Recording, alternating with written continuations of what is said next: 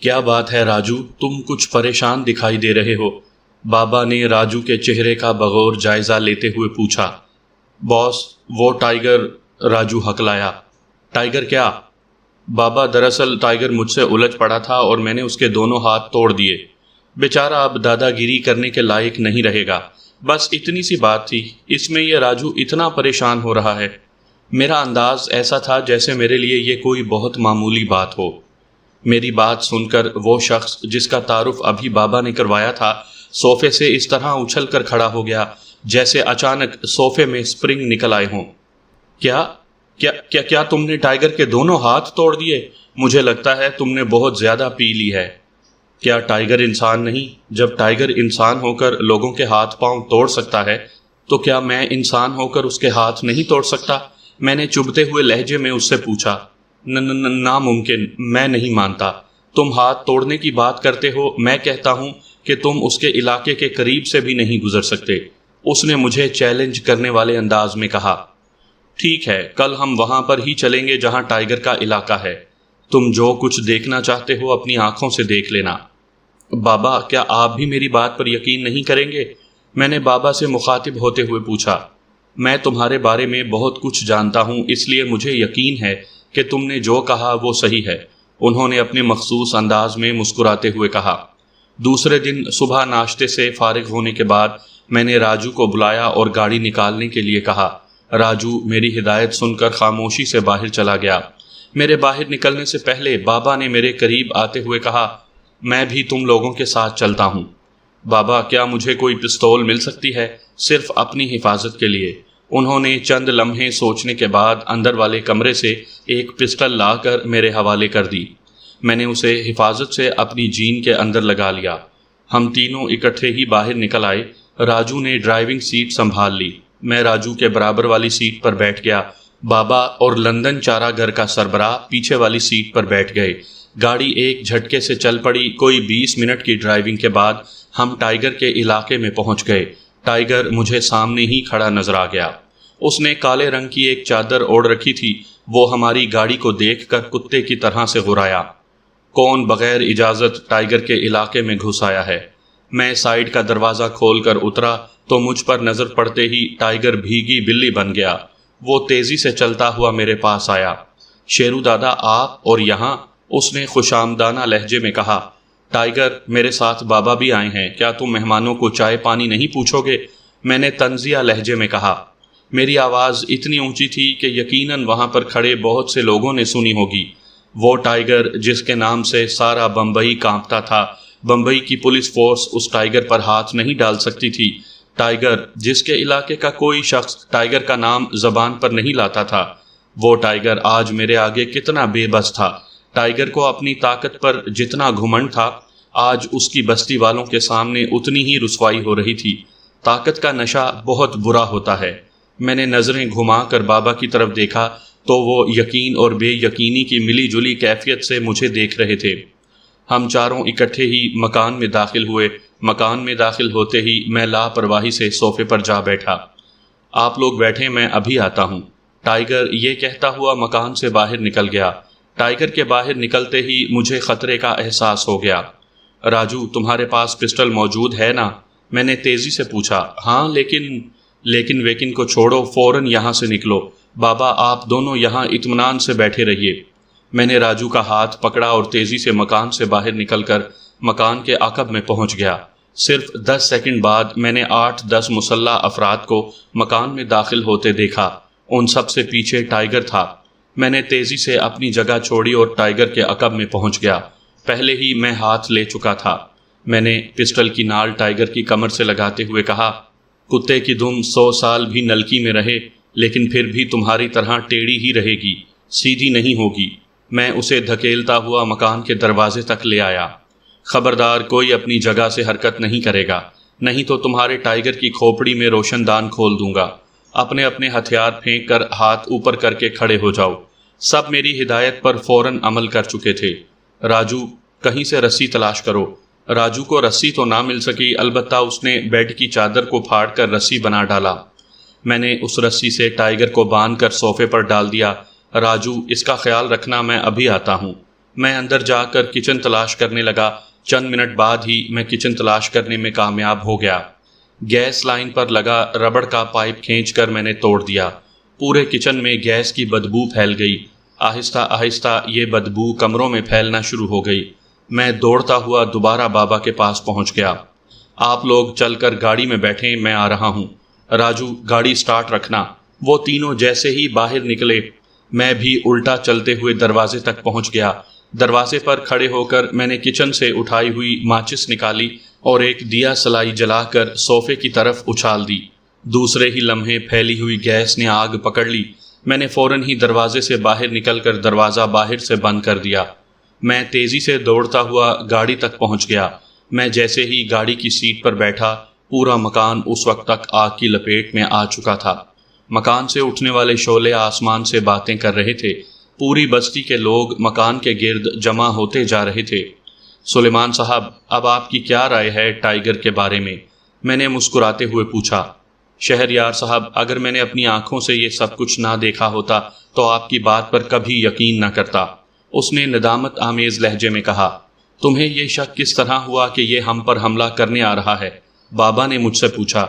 بس بابا، اچانک میری چھٹی حس نے مجھے خطرے سے آگاہ کر دیا۔ ہم واپس چارہ گر کے ہیڈ کوارٹر پہنچ گئے۔ بابا، میں کچھ دیر آرام کرنا چاہتا ہوں۔ چند منٹ بعد ہی راجو بھی آ گیا۔ راجو، کیا اس وقت چائے مل سکتی ہے؟ کیوں نہیں، ابھی لے کر آتا ہوں۔ تقریباً کوئی 15 منٹ بعد راجو چائے کے 2 کپ ہاتھ میں لے کر آ گیا۔ کیا تم نے خود بنائی ہے؟ میں نے پوچھا۔ ہاں، کیوں؟ سوری یار، میری وجہ سے تمہیں تکلیف اٹھانی پڑی۔ شہر یار، مجھے شرمندہ کر رہے ہو۔ اگر آج میں زندہ سلامت ہوں تو تمہاری وجہ سے تمہارا یہ احسان پتہ نہیں کس طرح سے اتاروں گا، راجو نے جذباتی لہجے میں کہا۔ او بھائی، میں نے تم پر کوئی احسان نہیں کیا۔ شکریہ ادا اس مالک کا کرو جس نے تمہیں اور مجھے پیدا کیا ہے۔ ہمیشہ سر بھی اسی کے آگے جھکاؤ، کسی انسان کے آگے نہیں۔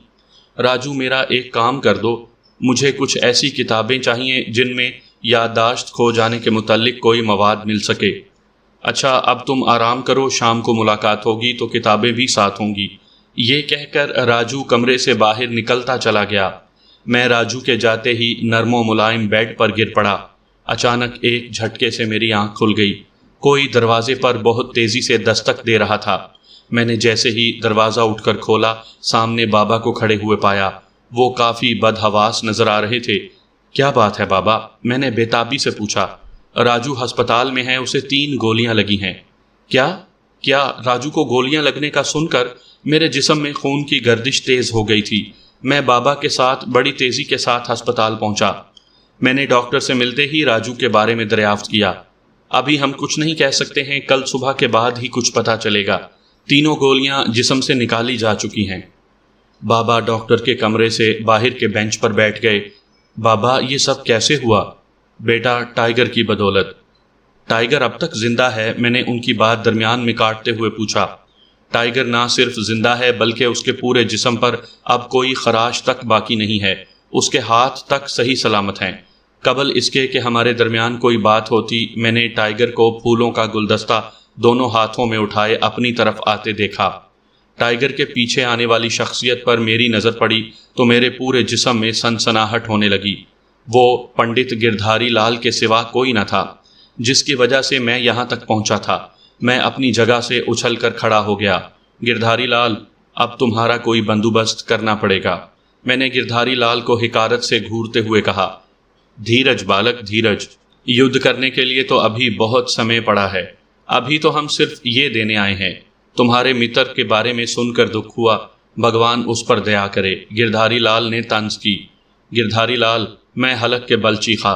میری آواز سن کر وہ تیزی سے پلٹا اور حقارت بھرے لہجے میں کہنے لگا، مورخ، اب بھی سمے ہے، تو ہمارے راستے میں مت آ۔ دیکھ، یہ دیکھ، جسے تو نے اپنی یدھی سے مار ڈالا تھا، میری شکتی نے اسے نیا جیون دے دیا، اس نے ٹائیگر کی طرف اشارہ کرتے ہوئے کہا۔ میں نے تیزی سے پسٹل نکالنے کی کوشش کی تھی۔ اسی وقت میرے کانوں میں نسوانی آواز ابھری، شہریار، اس وقت اس سے الجھنا ٹھیک نہیں ہے۔ میں ٹھٹک گیا۔ میں نے چاروں طرف نظریں گھما کر دیکھا لیکن مجھے کوئی نظر نہ آیا۔ ٹائیگر اور گردھاری لال پھولوں کا گلدستہ بابا کے ہاتھ میں تھما کر جا چکے تھے۔ میں غصے کی شدت سے ہونٹ کاٹنے لگا۔ کیا بات ہے، کچھ پریشان ہو؟ بابا نے ان لوگوں کے جاتے ہی مجھ سے پوچھا۔ نہیں نہیں، ایسی تو کوئی بات نہیں ہے، لیکن میرا جواب ان کو مطمئن نہ کر سکا۔ ایک طرف میرا دوست زندگی اور موت کی جنگ لڑ رہا تھا، دوسری طرف ٹائیگر میرے ہاتھوں سے بچ گیا تھا، اور اب یہ پنڈت گردھاری لال اچانک سامنے آ گیا تھا۔ وہ نسوانی آواز کس کی تھی جو کہ میرے علاوہ کسی نے نہیں سنی تھی، اور اس نے مجھے گردھاری لال پر فائر کرنے سے کیوں روکا تھا؟ بابا، آپ جا کر آرام کریں، میں یہاں پر ہوں، میں نے بابا سے کہا۔ بیٹا، تم اپنا خیال رکھنا، خدا تمہارا نگہبان ہو۔ بابا مجھے دعائیں دیتے ہوئے چلے گئے۔ میں نے ساری رات وہاں پر بیٹھے بیٹھے گزار دی۔ دوپہر 12 بجے ڈاکٹر نے آ کر بتایا کہ اب راجو خطرے سے باہر ہے۔ میں نے سکون کی طویل سانس لی۔ ڈاکٹر، میں راجو سے مل سکتا ہوں؟ میں نے ڈاکٹر سے پوچھا۔ آپ رات 8 بجے کے بعد ہی راجو سے مل سکیں گے، ڈاکٹر یہ کہتا ہوا اپنے وارڈ کی طرف چلا گیا۔ ایک ایک کر کے چارہ گھر کی پوری تنظیم اکٹھی ہو چکی تھی۔ رات تقریباً 8:30 بجے سب سے پہلے میں راجو کے کمرے میں داخل ہوا۔ اس کے جسم پر جا بجا پٹیاں بندھی ہوئی تھیں۔ مجھے دیکھتے ہی اس کے چہرے پر مسکراہٹ ابھری۔ کیا حال ہے؟ میں نے چہرے پر مسکراہٹ سجاتے ہوئے پوچھا۔ دیکھ لیں، موت مجھے شادی کی مہلت دے کر غائب ہو گئی۔ راجو کے اس جملے پر میری مسکراہٹ اور گہری ہو گئی۔ چارہ گھر کے تقریباً سبھی لوگ آئے اور ایک ایک کر کے راجو سے مل کر چلے گئے۔ سب سے آخر میں بابا آئے تھے۔ میں، بابا اور راجو باتوں میں مصروف تھے۔ کمرے کا دروازہ ایک دھماکے سے بند ہو گیا۔ میرے کانوں میں کسی پرندے کے پروں کی پھڑ پھڑانے کی آوازیں آنے لگیں۔ پھر دیکھتے ہی دیکھتے پورے کمرے میں چمگادڑیں پھیلتی چلی گئیں۔ پورے کمرے میں اس وقت صرف چمگادڑوں کا شور تھا، جو ادھر سے ادھر فضا میں تیر رہی تھیں۔ ان کی تعداد اتنی زیادہ تھی کہ کمرے میں سوائے ان کے کوئی چیز نظر نہیں آ رہی تھی۔ ان کا بھیانک شور لمحہ بہ لمحہ بڑھتا جا رہا تھا۔ اس سے پہلے کہ میں سنبھلتا، کمرہ گہری تاریکی میں ڈوب گیا۔ کمرے کے تاریکی میں ڈوبتے ہی بابا اور راجو کی دلخراش چیخوں سے کمرہ گونج اٹھا۔ سامعین کرام، آپ سن رہے ہیں ایک خوفناک اردو کہانی قبر کا بیٹا۔ یہ اس سلسلے کی قسط نمبر 3 ہے۔ مجھے امید ہے آپ کو میری یہ کاوش پسند آ رہی ہوگی۔ آپ نے اگر ابھی تک میرا چینل کہانی گھر سبسکرائب نہیں کیا تو ابھی میرے چینل کو سبسکرائب کر کے بیل نوٹیفیکیشن آن کر لیجئے، تاکہ آنے والی ہر نئی کہانی کی اطلاع بروقت آپ تک پہنچ سکے۔ بابا اور راجو کی چیخوں نے میرے پورے وجود کو جھنجھوڑ کر رکھ دیا تھا۔ چمگادڑوں کا شور بڑھتے بڑھتے اتنا خوفناک اور لرزہ خیز ہو گیا کہ مجھے اپنے کانوں کے پردے پھٹتے ہوئے محسوس ہو رہے تھے۔ کئی ایک چمگادڑوں نے مجھ پر بھی حملہ کیا تھا، لیکن مجھے خود سے زیادہ بابا اور راجو کی فکر تھی۔ میں نے تیزی سے اٹھنے کی کوشش کی تھی، لیکن تاریکی کی وجہ سے کسی چیز سے ٹکرا کر لڑکھڑا گیا۔ چمگادڑوں نے پہلے سے زیادہ خوفناک انداز میں مجھ پر حملے کرنے شروع کر دیے۔ راجو اور بابا کی چیخیں اب بھی میرے کانوں میں پڑ رہی تھیں۔ میں تیزی سے اٹھ کھڑا ہوا۔ میری سمجھ میں نہیں آ رہا تھا کہ ان چمگادڑوں سے کس طرح سے نجات ملے گی۔ چمگادڑوں کا حملہ تیزی اختیار کرتا جا رہا تھا۔ میرے سوچنے سمجھنے کی صلاحیت سلب ہوتی جا رہی تھی۔ اچانک ہی میرے ذہن میں جھماکا ہوا۔ اس کے ساتھ ہی میری زبان پر آیت الکرسی کا ورد جاری ہو گیا۔ جیسے ہی آیت الکرسی مکمل ہوئی، میں نے اندازے سے ایک طرف منہ کر کے پھونک مار دی۔ دوسرے لمحے یوں لگا جیسے پورے کمرے میں زلزلہ آ گیا ہو۔ ایک لمحے کے لیے پورے کمرے میں بجلی سی کوند گئی۔ اس کے ساتھ ہی وہاں پر موجود تمام چمگادڑوں کے جسموں کو آگ لگ گئی۔ پورے کمرے میں چرند کے گوشت جلنے کی بدبو پھیلتی چلی گئی۔ 4-5 سیکنڈ بعد کمرے کی روشنی خود بخود بحال ہو گئی۔ اب وہاں پر کسی چمگادڑ کا نام و نشان تک نہ تھا، البتہ فرش پر جا بجا راکھ بکھری ہوئی تھی۔ میں بابا اور راجو کی طرف متوجہ ہو گیا۔ ان دونوں کا حال بہت برا تھا۔ ان دونوں کے چہرے، ہاتھوں اور جسموں پر کئی خراشیں موجود تھیں۔ جگہ جگہ پڑنے والی خراشوں سے اب بھی خون بہہ رہا تھا۔ میں نے خدا کا شکر ادا کیا کہ دونوں میں سے کسی کی آنکھوں اور جان کو کوئی نقصان نہ پہنچا تھا۔ مجھے یہ سمجھنے میں دیر نہیں لگی تھی کہ یہ حرکت پنڈت گردھاری لال کے سوا کسی اور کی ہو ہی نہیں سکتی تھی۔ میں نے اپنا جائزہ لیا۔ میرے کپڑے جگہ جگہ سے پھٹ چکے تھے، لیکن میرے چہرے یا جسم پر کوئی خراش تک نہ تھی۔ کیوں؟ آخر ایسا کیوں ہے؟ میں یہ بات سمجھنے سے قاصر تھا۔ حالانکہ چمگادڑوں نے مجھ پر جا بجا حملے کیے، اس کے باوجود کوئی خراش میرے جسم پر یا میرے چہرے پر نہ تھی۔ یوں لگ رہا تھا جیسے چمگادڑیں میرے قریب سے بھی نہ گزری ہوں، لیکن یہ غریب لوگ میری وجہ سے مصیبت میں پھنس گئے تھے۔ ان غریبوں کا اس میں کیا قصور تھا جو کہ ان لوگوں کو ان بھیانک حادثات سے دوچار ہونا پڑا؟ میری ہی وجہ سے آج میرا دوست زندگی اور موت کی جنگ لڑ رہا تھا۔ میرا دھیان ایک بار پھر پنڈت گردھاری لال کی طرف چلا گیا۔ میں غصے میں دانتوں سے اپنا نچلا ہونٹ کاٹنے لگا۔ بیٹا، یہ سب کیا تھا؟ بابا نے کراہتے ہوئے پوچھا۔ تکلیف اور پریشانی کے آثار اب بھی ان کے چہرے پر نمایاں تھے۔ بابا، ہمارے دشمن اب ہمارے خلاف شیطانی قوتوں کو استعمال کر رہے ہیں، میں نے غصے سے ہونٹ کاٹتے ہوئے جواب دیا۔ اب مجھے اس پنڈت گردھاری لال کا کوئی نہ کوئی بندوبست کرنا پڑے گا۔ میں نے ایک بار پھر آیت الکرسی پڑھ کر بابا اور راجو کے گرد حصار قائم کیا اور خود ڈاکٹر کو بلانے کے لیے کمرے سے باہر نکل آیا۔ لیکن میری سمجھ میں نہیں آ رہا تھا کہ میں راجو اور بابا کے چہرے پر پڑنے والی خراشوں کے بارے میں ڈاکٹر کو کیا بتاؤں گا۔ وہ یہی سوال کرے گا کہ یہ خراشیں کس طرح سے پڑی ہیں، تو میرے پاس اس کے سوال کا کیا جواب ہوگا؟ اگر میں سچ بتاتا ہوں تو کیا ڈاکٹر میری بات پر یقین کرے گا؟ کچھ بھی ہو، ان لوگوں کے زخموں کا علاج بھی تو ضروری تھا۔ یہی سب کچھ سوچتا ہوا میں ڈاکٹر کے کمرے میں جا پہنچا۔ مجھے دیکھ کر ڈاکٹر مسکرایا۔ کیا حال ہیں آپ کے دوست کے؟ اس نے مسکراتے ہوئے پوچھا۔ ڈاکٹر صاحب، آپ ذرا میرے ساتھ راجو کے کمرے تک چلیں، میں نے ڈاکٹر کے چہرے پر نظریں جماتے ہوئے کہا۔ کیوں، خیریت تو ہے؟ اس نے کرسی سے اٹھتے ہوئے مجھ سے پوچھا۔ ہاں چلیں تو صحیح، پلیز ڈاکٹر، میں نے التجائی لہجے میں اس سے کہا۔ وہ میرے ساتھ چلتا ہوا راجو کے کمرے تک آیا۔ راجو کے کمرے کے باہر کھڑے ہو کر اس نے 1 منٹ تک کچھ سوچا، پھر سر ہلا کر اندر داخل ہو گیا، جیسے کوئی بات اچانک اس کی سمجھ میں آ گئی ہو۔ کمرے میں داخل ہوتے ہی جب اس کی نظر راجو اور بابا پر پڑی تو وہ یوں اچھل پڑا جیسے اچانک ہی اسے کسی بچھو نے ڈنک مار دیا ہو۔ یہ سب کچھ کس طرح سے ہو گیا؟ ڈاکٹر نے ہکلاتے ہوئے پوچھا۔ ڈاکٹر، اگر ہم تمہیں بتا بھی دیں تو شاید تم ہماری بات پر یقین نہیں کرو گے، میں نے کاٹ دار لہجے میں کہا۔ ڈاکٹر کو شاید میرا لہجہ برا لگا تھا، اس لیے وہ مجھے صرف گھور کر رہ گیا تھا۔ آپ کی بات پر یقین کرنا نہ کرنا بات کی بات ہے، لیکن میں پھر بھی وجہ ضرور جاننا چاہوں گا، ڈاکٹر نے بدستور مجھے گھورتے ہوئے کہا۔ میں نے پھر تمام تفصیل ڈاکٹر کو بتا دی کہ کس طرح چمگادڑوں نے حملہ کیا تھا۔ اپنی ذات کے بارے میں نے کچھ نہیں بتایا تھا۔ ڈاکٹر میری بات سن کر مجھے یوں دیکھنے لگا جیسے کہ اسے میری دماغی حالت پر شبہ ہو۔ ڈاکٹر، میں نے پہلے ہی کہا تھا کہ تم میری بات سن کر یقین نہیں کرو گے، لیکن کیا تم اس راکھ کی حقیقت کو ٹھکرا سکتے ہو؟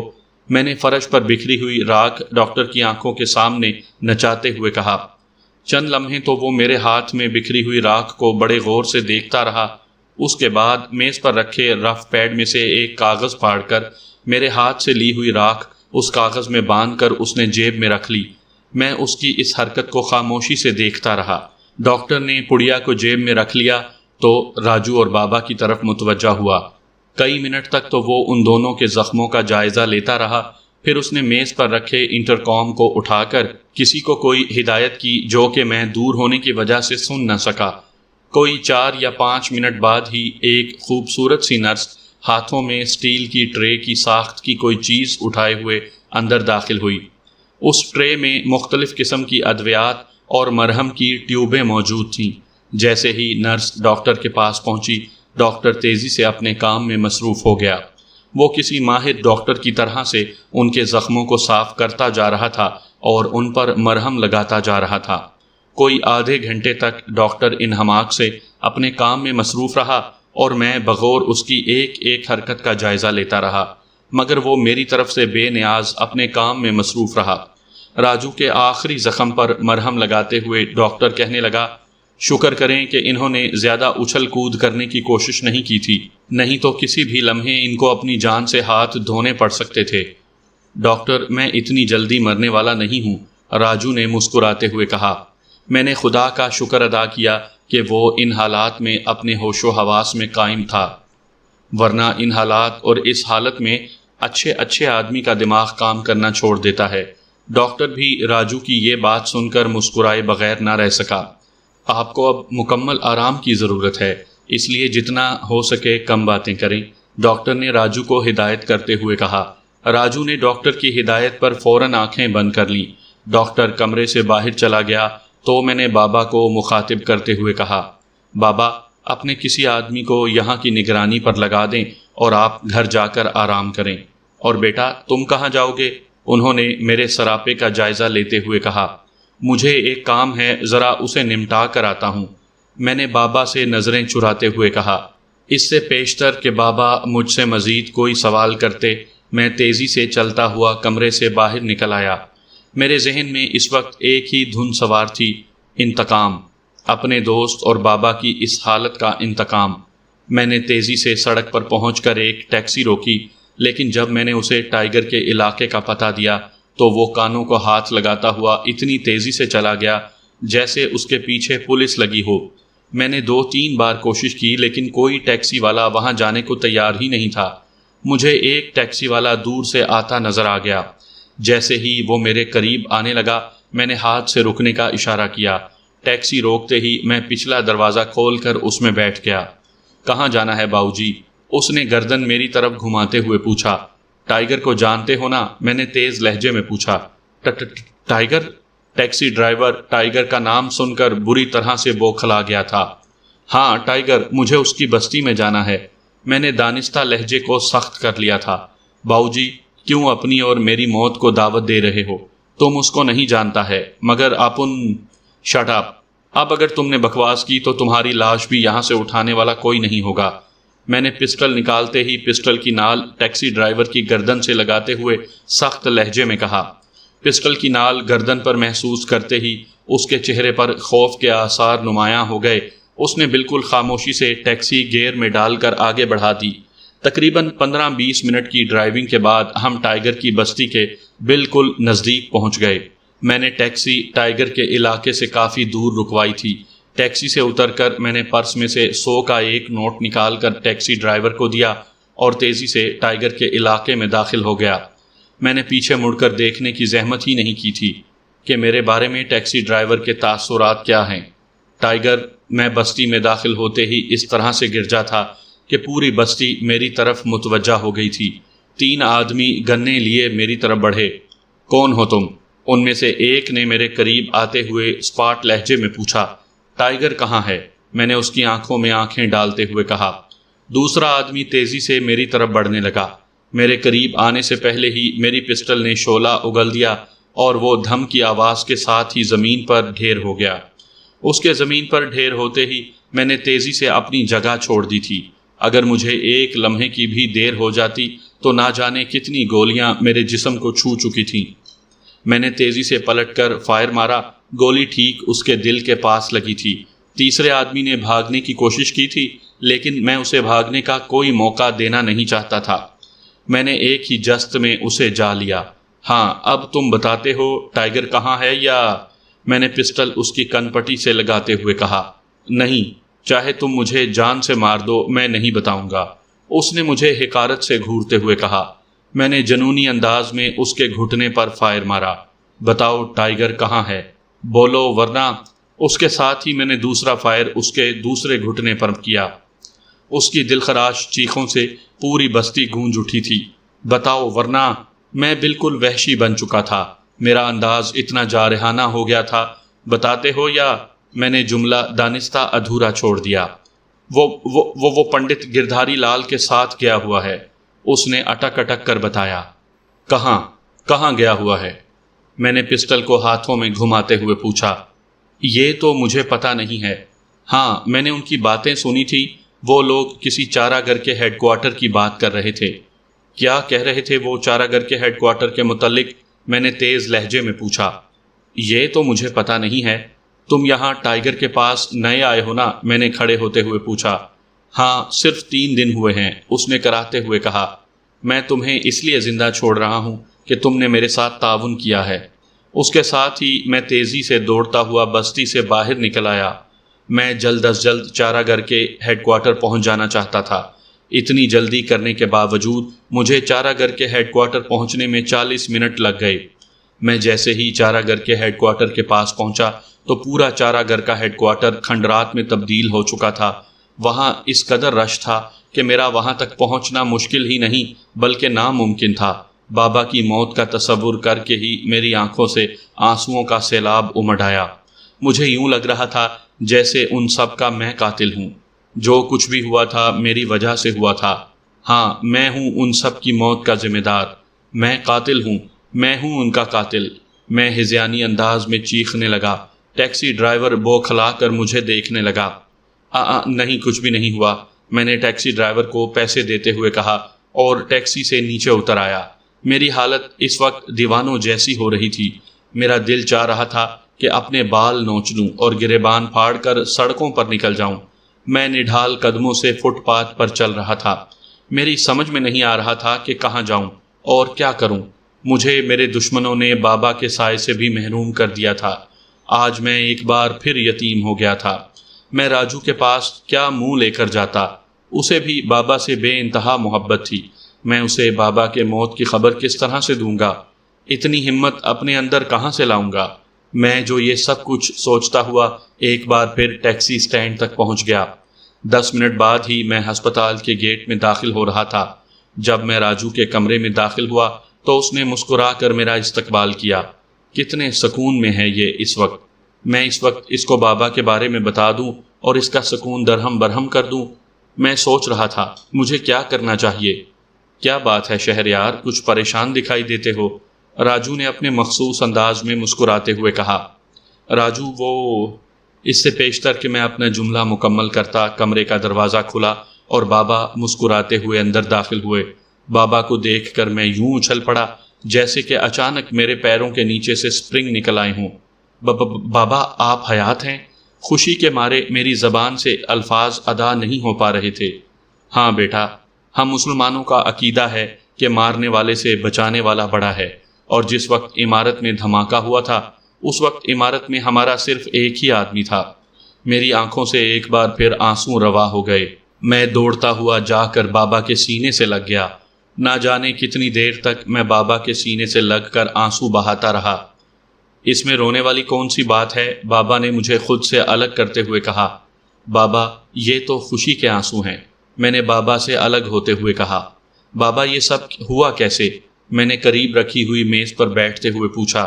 تم جس وقت یہاں سے گئے تھے اس کے 2 یا 3 منٹ بعد ہی میں جانے کے لیے اٹھ کھڑا ہوا، لیکن میرے جانے سے قبل ہی ڈاکٹر آ گیا اور میں یہاں ڈاکٹر سے باتوں میں الجھ گیا، جس کی وجہ سے مجھے یہاں سے نکلنے میں دیر ہو گئی، اور جب میں وہاں پہنچا تو وہاں کا نقشہ ہی الٹا تھا۔ اس بات کا تو مجھے علم تھا کہ تم عمارت میں موجود نہیں ہو، اسی لیے میں وہاں رکنے کے بجائے سیدھا یہاں ہی چلا آیا۔ اس کے بعد سب کچھ تمہارے سامنے ہے۔ اس طرح باتیں کرتے ہوئے ہمیں 1 گھنٹے سے زیادہ گزر گیا۔ اس کے بعد میں اور بابا راجو سے اجازت لے کر جانے کے لیے اٹھ کھڑے ہوئے۔ راجو کی حالت بڑی تیزی سے سنبھلتی جا رہی تھی۔ میں اور بابا 3 دن کی بھاگ دوڑ کے بعد ایک خوبصورت سا بنگلہ کرائے پر حاصل کر چکے تھے، اور اب وہی بنگلہ چارہ گر کے ہیڈ کوارٹر کے طور پر استعمال ہو رہا تھا۔ راجو کو بھی ہسپتال سے فارغ کر دیا گیا تھا۔ میں، راجو اور بابا ہم تینوں ہی اس وقت بنگلے میں اکٹھے پہنچے تھے۔ تقریباً سارا دن ہی بنگلے کی 4 دیواری میں گزر گیا۔ ہم تینوں آپس میں ایک دوسرے سے مذاق کرتے رہے۔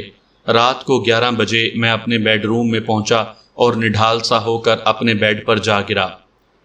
نہ جانے کس لمحے نیند کی دیوی نے مجھے اپنی آغوش میں لے لیا۔ میں کتنی دیر خواب خرگوش میں محو رہا مجھے کچھ یاد نہیں، لیکن اتنا ضرور یاد ہے کہ میری آنکھ دوبارہ اس وقت کھلی تھی جب میں نے کسی کو اپنا بازو پکڑ کر ہلاتے ہوئے محسوس کیا۔ میری آنکھ کھل گئی۔ میں نے جلدی سے ادھر ادھر گھوم کر دیکھا، لیکن وہاں پر کوئی بھی نہیں تھا۔ جب وہاں پر کوئی موجود نہیں تو پھر مجھے بازو تھام کر کس نے جھنجھوڑا تھا؟ ابھی میں یہ سوچ ہی رہا تھا کہ کمرے میں بجلی سی کوند اٹھی، اور پھر جو کچھ میں نے دیکھا اسے دیکھ کر میرے دل کی دھڑکنیں کئی گنا بڑھ گئیں۔ میں نے اپنی زندگی میں اتنا مکمل، اتنا شاداب اور مسحور کن، اتنا دل فریب حسن نہیں دیکھا تھا۔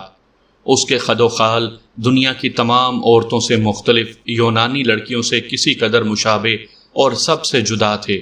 اس کے بدن کا ہر عضو حسن کے سانچوں کی تکمیل تھا۔ مجھے اس کے بدن سے سرخ سرخ شعائیں پھوٹتی ہوئی محسوس ہو رہی تھیں۔ اس کی نیلی جھیل جیسی آنکھوں میں نہ جانے کس قسم کی کشش تھی۔